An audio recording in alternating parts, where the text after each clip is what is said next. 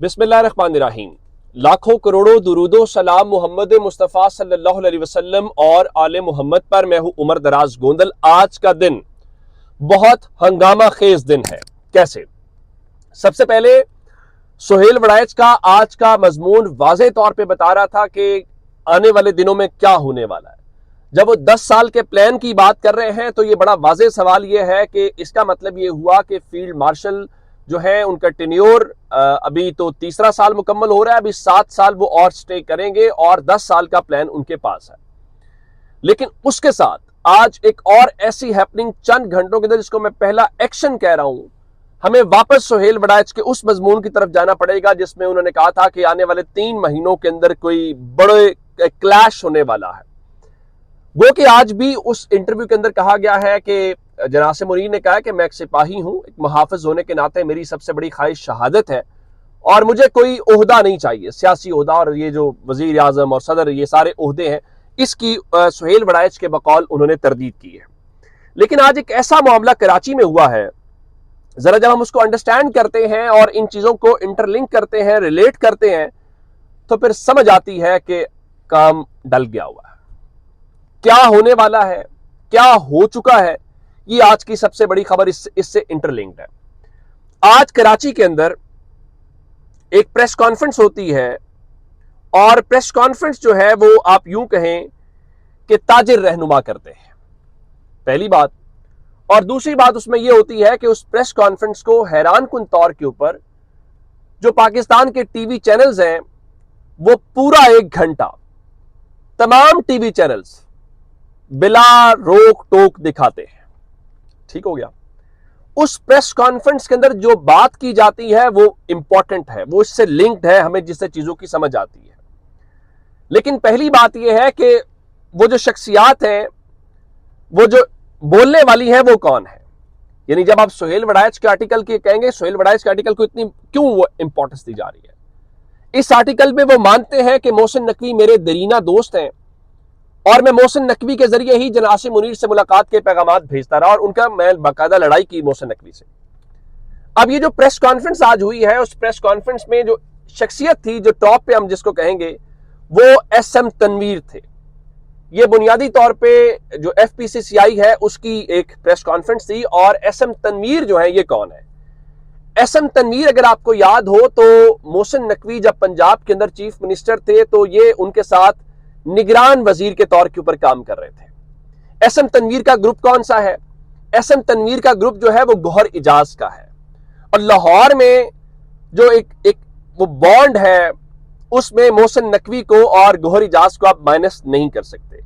सो SM Tanveer Gauhar Ijaz के group से भी हैं जो मोहसिन नकवी के यारे गार हैं, और उसके साथ वो मोहसिन नकवी के साथ निगरान वजीर के तौर के ऊपर भी कर रहे थे। अब इस प्रेस कॉन्फ्रेंस को और इस सारी चीज को आप बेहतर अंदाज में समझ पाएंगे। अच्छा, अब आ जाते हैं इस बात के ऊपर कि ये प्रेस कॉन्फ्रेंस जो पाकिस्तान का मीडिया आज मजबूर था कि दिखा रहा था, तो उसका दिखाया जाना इटसेल्फ हमें एक कहानी भी बता रहा था। और जरा मैं आपको उसमें से एक जुमला बता देता हूं, तो जरा जुमले की समझ आपको आएगी, फिर आपको मंजर कशी और आने वाले दिनों के हवाले से जरा अंडरस्टैंडिंग बेहतर हो जाएगी। एसएम तनवीर ने फरमाया, जी ऐसा लगता है सिस्टम नाकाम होता जा रहा है। अब सिस्टम से क्या मुराद है? सिस्टम से मुराद वो एस्टैब्लिशमेंट को तो नहीं कह रहे। सिस्टम से मुराद वो शहबाज शरीफ की पीपल्स पार्टी की जो हुकूमत है उसको ही कह रहे हैं ना जी। यूं लगता है वो नाकाम होता जा रहा है। वो सुहेल वड़ैच का जुमला याद कराऊंगा कि शहबाज शरीफ की जो टीम थी उससे जो ड्रामाई तब्दीलियों की उम्मीद थी, वो ड्रामाई तब्दीलियां हुई भी नहीं है और उसके आसार भी खत्म हो गए। यानी आप उसको कहें कि हमें अब वो जो तब्दीली है वो होती भी दिखाई भी नहीं दे रही और उसको जो है वो हमें खत्म करते हुए नजर आ रहे हैं। आगे चलते हैं। मजीद कहा, जी एनएफसी में जो सूबों को हिस्सा मिलता है वो उसी तरीके से नीचे नहीं जाता। यानी अब इसका मतलब क्या है? इसका मतलब 18वीं तरमीम है और उसके तहत जो आप विफाक से पैसे लेके सूबों में जाते हैं, सूबों से आप चाहते हैं किसी तरह का मालियाती बोर्ड जिले की सतह के ऊपर भी हो। फिर क्या फरमा रहे हैं? हम 18वीं तरमीम के खिलाफ नहीं है, लेकिन 18वीं तरमीम पर हम अमल दरामद चाहते हैं। फिर हसन तनवीर ने कहा कि हमारा सियासत से कोई ताल्लुक नहीं है, हमारा ताल्लुक जो है वो सिर्फ मईशत के साथ है। फिर चूंकि जिस तरह जनाब मुनीर साहब ने कहा कि ہمارے پاس اتنے ٹریلین ڈالرز کے ذخائر ہیں اور ریکارڈنگ سے ہمیں $2 ارب کا وہ منافع آنا شروع ہو جائے گا اور ہم قرضے اتار دیں گے. وہی بات جناب نے کی اور کہا کہ ہمارے پاس 4 سے 5 ٹریلین ڈالرز کے قدرتی ذخائر یعنی منرلز موجود ہیں. اور پھر انہوں نے کہا کہ دیکھیے کیا ہے جو ہمارے پاس نہیں ہے, اس کے باوجود ہم قرضے لیتے ہیں. لیکن پھر جناب نے فرمایا کہ دیکھیں نمبرز بہتر ہوئے ہیں, چیزیں بہتر ہوئی ہیں, لیکن جس طرح سے جس رفتار کے ساتھ ترقی ہمیں کرنی چاہیے اس رفتار کے ساتھ ہم ترقی نہیں کر رہے. میں آپ کو ایک بات بتاؤں, پاکستان میں جب سسٹم لپیٹا گیا ہے, یہ تاریخ کا سبق ہے, اس وقت یہ تمام تر تاجر رہنما آپ کو پریس کانفرنسز کرتے ایک ماحول بناتے ہوئے دکھائی دیں گے. میں ایک مثال حالیہ دیتا ہوں, آپ کو یاد آ جائے گا. عمران خان کے دور میں لاہور میں نئی میر ہی نہیں سنبھالے جا رہے تھے. نئی میر آپ یوں کہیں کہ اسحاق ڈار کی جیب کی گھڑی ہے, اور وہ روزانہ کی بنیاد کے اوپر عمران خان کے خلاف پریس کانفرنس کرتے تھے, ماحول بناتے تھے کہ لٹ گئے پٹ گئے جناب, معیشت تباہ ہو گئی. آج وہ نئی میر آپ کو کہیں دکھائی نہیں دے رہے, لیکن اب تاجر طبقہ آیا ہے. انہوں نے لاہور میں بھی چند روز پہلے پریس کانفرنس کی ہے, اور یہ حسن تنویر ہی تھے جنہوں نے ہمیں بتایا کہ جناب وہ فیلڈ مارشل صاحب نے ہمیں بلایا تھا اور ہماری ان سے ملاقات ہوئی تھی, اور جو مسائل ہمارے حل نہیں ہو رہے تھے ان کی بدولت وہ ہمارے مسائل حل ہو گئے.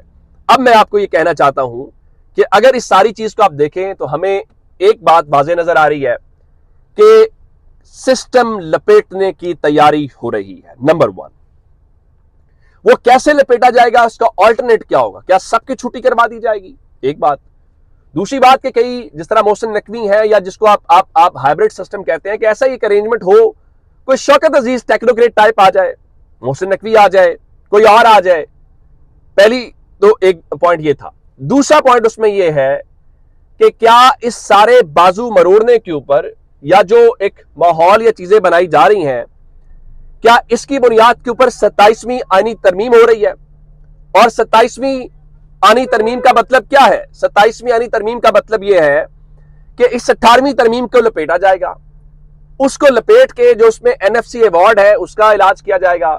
جو سو کالڈ پروونشل اٹانومی ہم نے ایک طرح سے کی ہوئی ہے, گو کہ اب اس میں دیکھا خیبر پختونخوا حکومت کے پاس کتنی کوئی پروونشل اٹانومی ہے, اس کا خاتمہ ہوگا. اب اس میں سوال کیا ہے؟ مسلم لیگ نون اپنے پر کاٹ کے دے چکی ہے, پیپلز پارٹی دے چکی ہے, اب آپ کے پاس کھونے کے لیے کیا ہے اور پانے کے لیے کیا ہے؟ سوال یہ ہے. آج لاہور میں ملاقات ہوئی ہے نواز شریف صاحب کی اور شہباز شریف صاحب کی, اور شہباز شریف آج ہی لاہور پہنچے.